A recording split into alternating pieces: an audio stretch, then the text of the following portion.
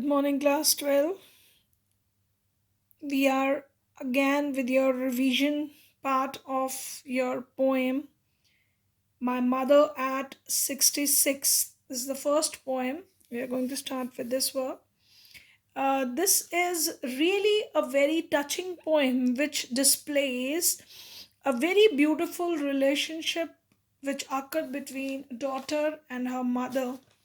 We all are very much attached to our parents, and we spend our childhood with our parents. They care for us, they take care of us very well, and in every difficult times they help us.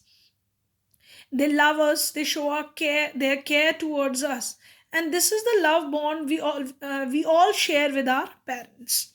Now here, this love bond, care, and that attachment which we share with our parents is reflected through this poem.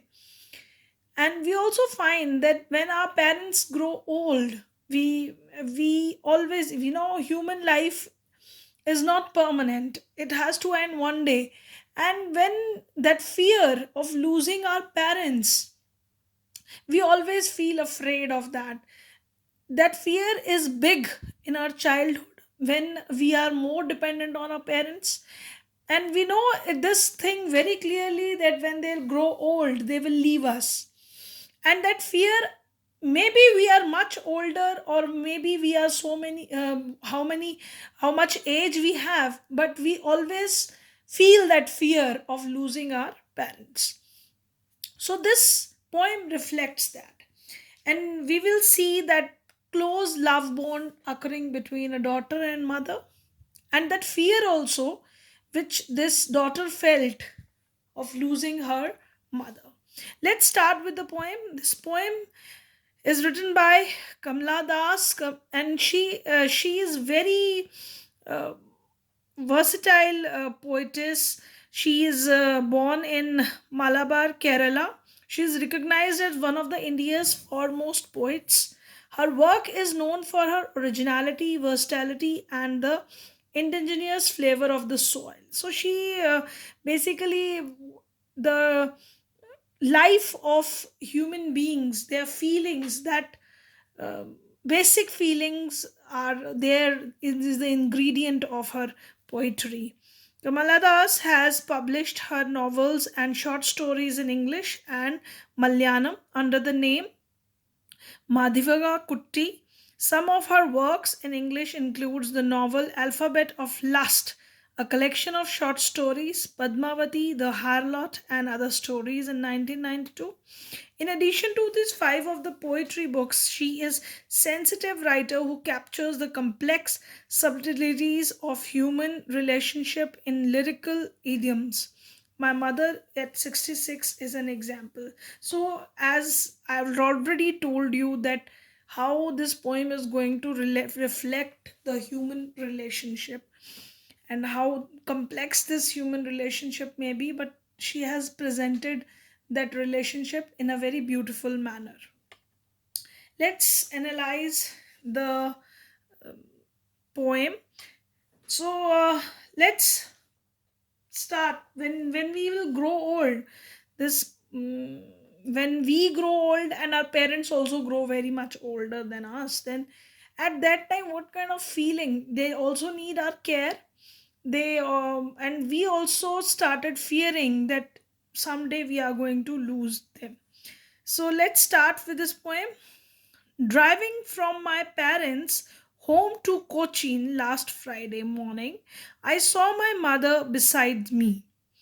Doors open mouthed, her face ashen like that of a corpse, and realized with pain that she wasn't old as she looked, but soon put that thought away and looked out at young trees sprinting, the merry children spilling out of their homes, but after the airport security check, standing a few yards. Now, this poetess is driving from her home uh, to Cochin, from home to Cochin. It is from her house she's driving. She's taking her mother.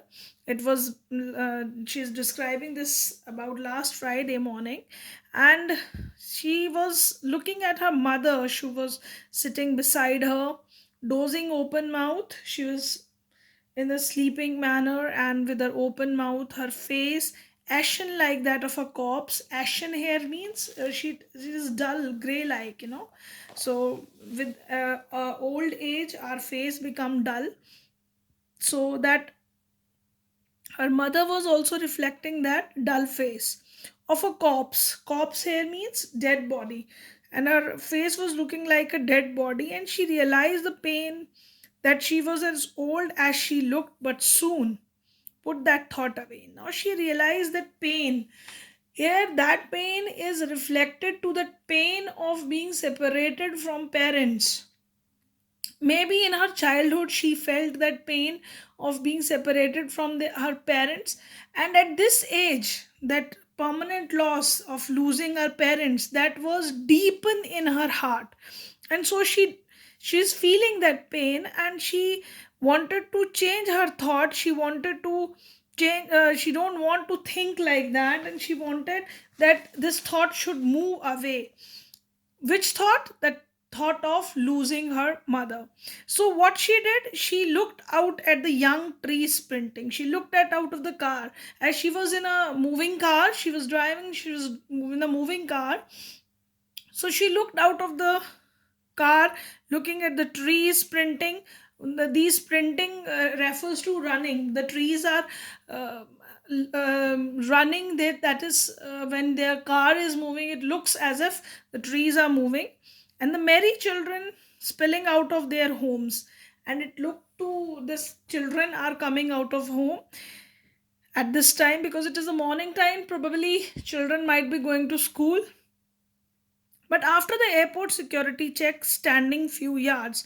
Now here, when they were moving to the airport, this part of the poem also reflects the contrast. One side, her mother is there, who was old, very old, and she was in such a age that she was looking so dull, and that death looks were there, deadly looks were there on her face.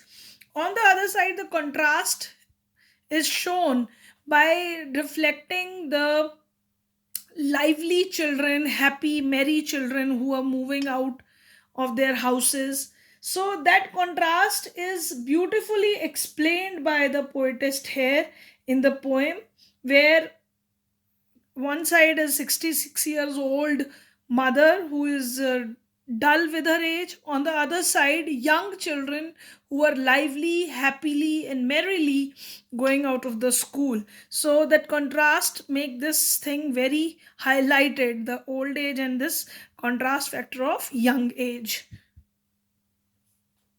But after the airport security check, standing a few yards away, I looked again at her wan, pale, and late winter moon, and felt that old, familiar ache, my childhood's fear. But all I said was, "See you soon, Amma." All I did was smile and smile and smile. Now, this poetess, when she went to an airport, that airport, and then they go under a security check. That is a process which goes on this airport. So after that, what happened? The poet stood a few yards away, and again, earlier she moved her look from the face of her mother, because she don't want to go through that pain of losing her. But again, she looked at her mother, and again she noticed that pale and dull, colorless look.